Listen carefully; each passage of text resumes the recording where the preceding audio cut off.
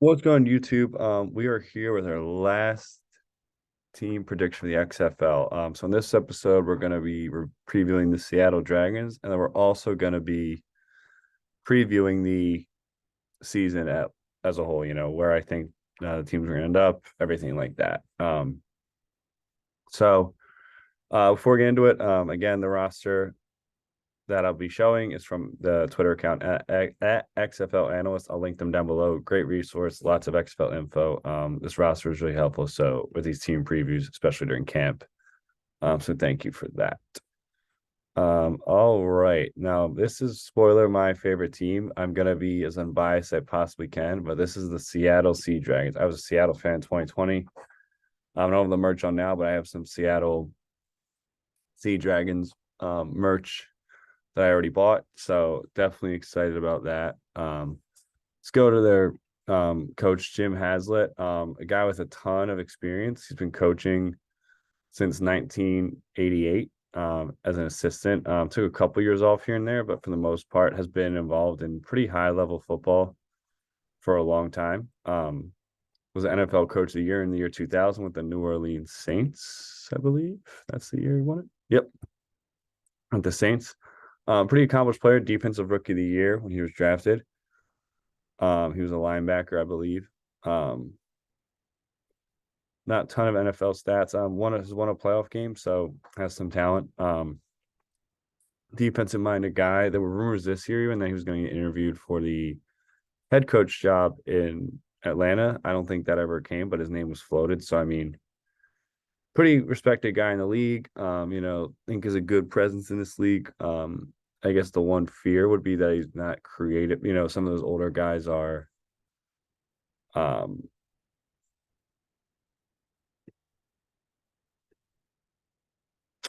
um like a little too rigid. He might be a little too rigid, I'm afraid, but you never know. I think he's a good stabilizing coach, again, defensive minded, which I like. And I think with the offensive firepower this team has, that'll be nice. So at quarterback, we've got spoiler alert, my pick for the XFL MVP, Ben Denucci. A pit guy with the JMU where he really thrived. Seventh round pick, started a game for the Dallas Cowboys.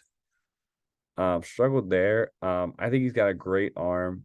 Super mobile, not the like breakaway speed that some of these guys have, but a really good talent. Super quick, shifty, accurate, can do it all, quite frankly. I think he's going to be amazing in this league. I think my one fear, which I'll talk about a little bit, is that the offensive line isn't as experienced as I would like. I think some of that can be offset by good coaching, and these lines will come together and they're a pretty young group, but not super, super young, which is good. But something to keep in mind. The line plays is the one thing that concerns about the Dragons. Brendan Knox, not a huge threat. I don't think he's gotten any NFL touches. The big name, the most accomplished player on the roster is Josh Gordon. For those who don't remember, so you can see second round pick in 2012. He hasn't been able to stay on the field. There's been a lot of off the field issues, which I think if you followed him at all or followed the NFL, you remember.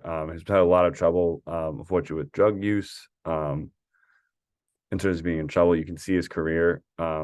He's only played a full season in his first year, first couple years really. He played what you would even consider a full season with any reasonable like volume. But you can see in 2013, the guy put up 1,600 receiving yards. Guy averages over 10 yards, get close to 18, 17, 18, 19 yards a catch. So a guy who's dynamic in the ball in his hands, been suspended 3 times. I'm hoping that this league is a chance for him to kind of get things right, maybe get some back in front of some eyes in the NFL. I haven't seen him playing a little bit. The guy was crazy fast then, decent size, even 6'3", 220 for a guy with decent speed who's proven at the NFL level. I think that's huge, and I think that's going to be really awesome. Him and Denucci is a great pair. One other thing we have to mention: the Seattle Sea Dragons also have the other player who was draft eligible, Harrison Frost. Don't know a ton about him. Again, you see West Georgia. I don't think he has tremendous stats, not great size. I think it's a great, smart fit for him to do this. Again, I think even if he doesn't I don't think he has a chance of playing. He might even make the roster for the Sea Dragons. I'm not sure if he'll be on the practice squad or what, or if we get another team. But I think just getting in a pro camp, I think is a great experience because worst case he doesn't make the team and he gets to work out and get ready for the NFL season. But at least instead of just sitting around right now, kind of just lifting weights and throwing to with no one covering receivers, he can actually put in some work in a camp, get some eyes on him. So I think that's a great move. Receivers, you could see a ton of experience with the guys they've run into camp. Offensive line, not as experienced as I would like, but um, hopefully there's some guy. Hopefully there's some hopefully there's some guys who we just don't know about yet. PJ Hall, second round pick, a D tackle, bringing Braun to camp. I think that'll be a nice fit. Off outside linebacker, Jordan Evans from Cincinnati, drafted in 2017, didn't quite pan out, but some guy with experience. Reggie Jackson, again, the second, Reggie Robinson, excuse me, thinking baseball. Whew. From Tulsa, drafted in the fourth round in 2020. Again, some of those fringe guys, let's see, I think he got hurt.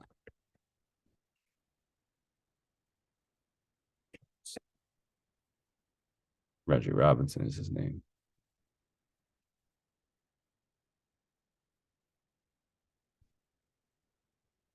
Let's see what happened to Reggie.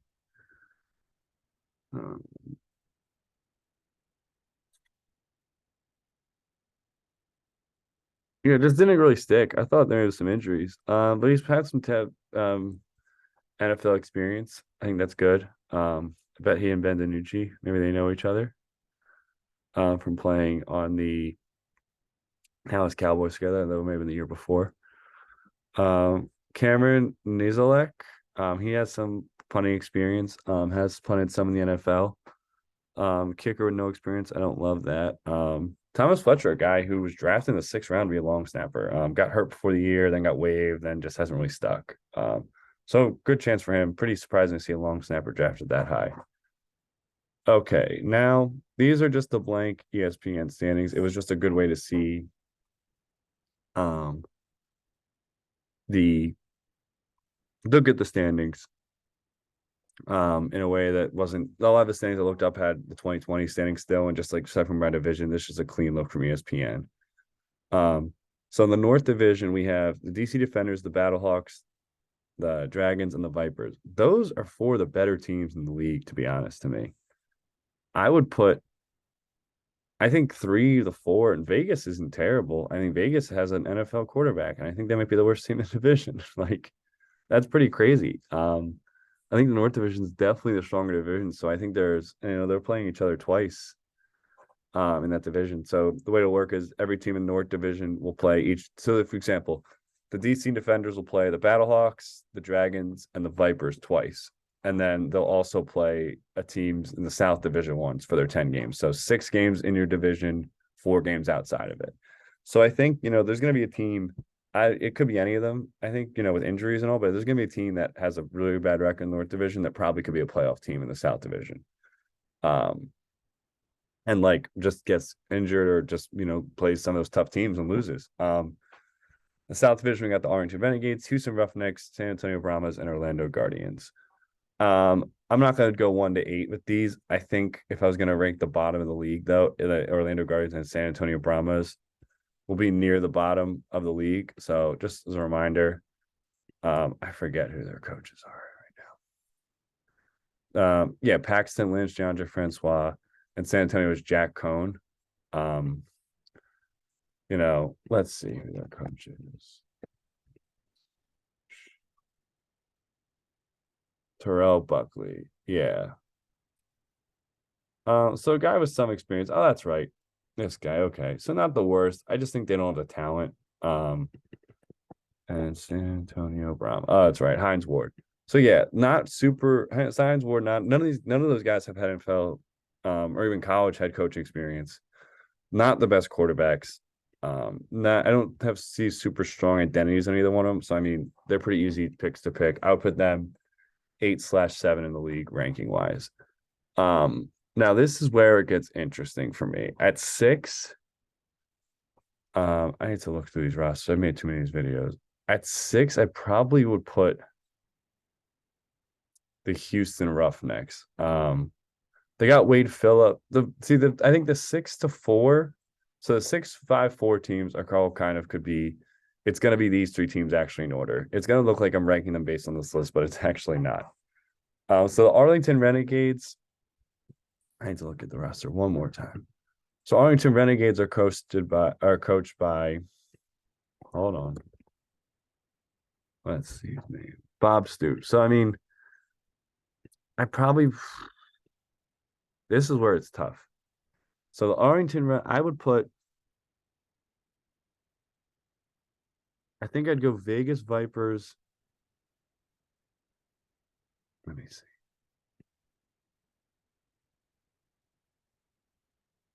This is really tough. I didn't do a ton of. See, that's the thing. These three coaches are all. The rest of the league is pretty experienced coaches, except for St. Louis. But I'll talk about why I think. And DC isn't the most experienced, but I think I would go.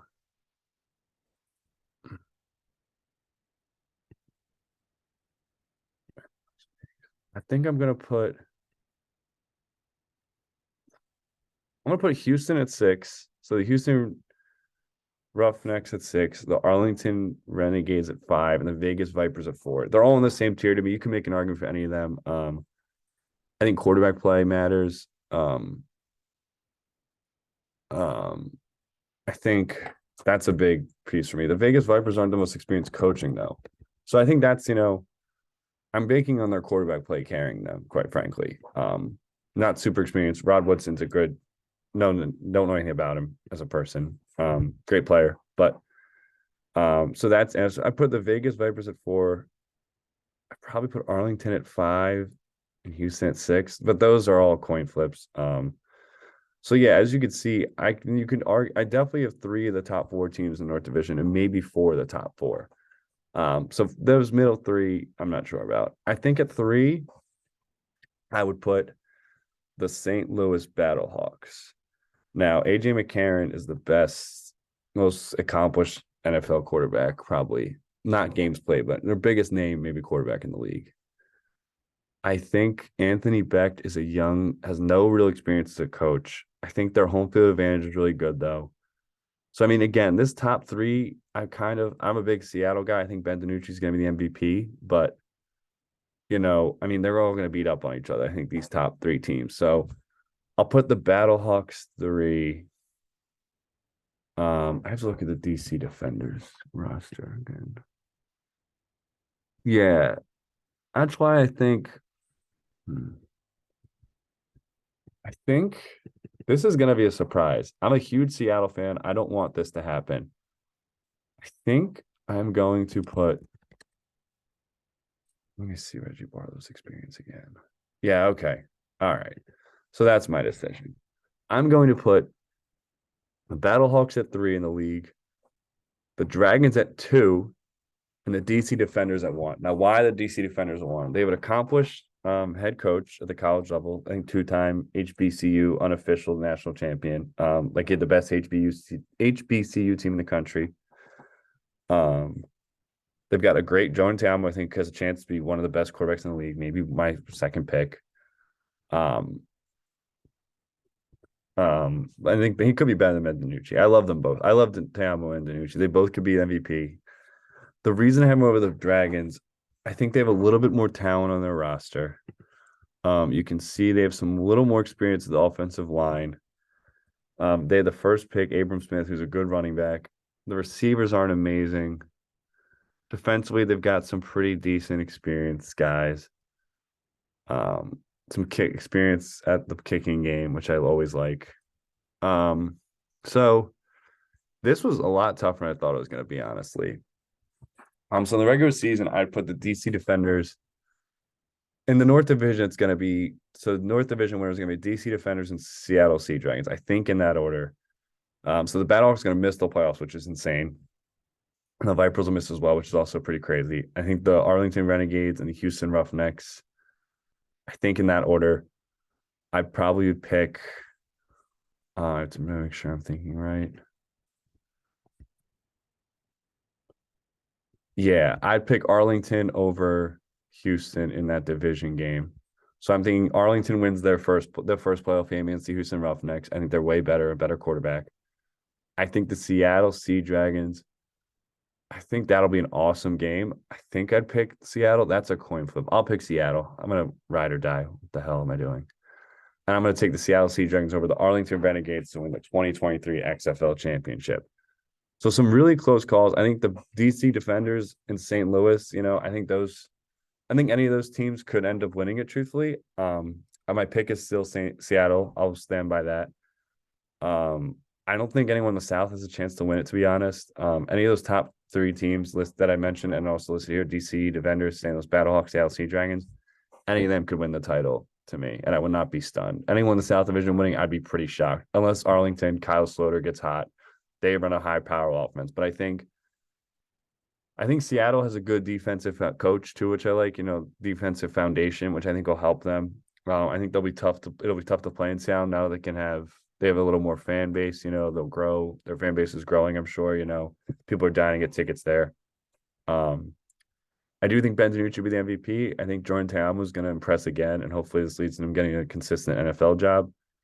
I think Kyle Sloter will be good in the South Division. I think they'll have fun beating up on Orlando and San Antonio. So I think that's what's going to be interesting. I think one of the three best teams in the league will not make the playoffs. And it's going to be DC, St. Louis, or Seattle. I think it's going to be St. Louis, but you could tell me it's any of those three, and it would just be because the division is so tough.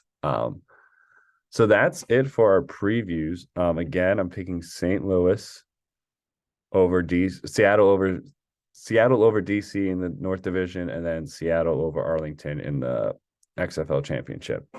So that's a lot of fun. Let me know if you agree with my pick for the playoff team. So again, I have the Seattle Sea Dragons and the DC Defenders, and the Seattle being them in the first semifinal game, and then Arlington Renegades and Houston Roughnecks making the playoffs, with Arlington being them in the first playoff game, and then Seattle beating Arlington in the championship. So let me know if you agree.